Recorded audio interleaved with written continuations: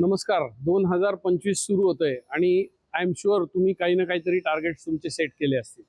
मी पण माझे target set केलेत. पुढच्या वर्षी 2025 मध्ये मी 12 पुस्तकं मिनिमम वाचणार आहे. माझं स्वतःचं एक पुस्तक मी लिहिणार आहे.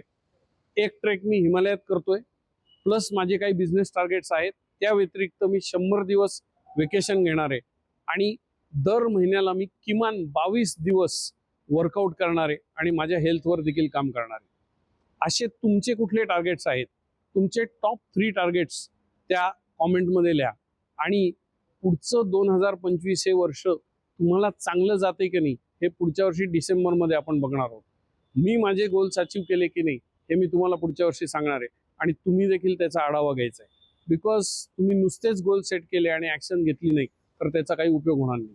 So happy new year to you and I hope that you set your targets आणि त्याच्यावरती तुम्ही ॲक्शन घ्याल.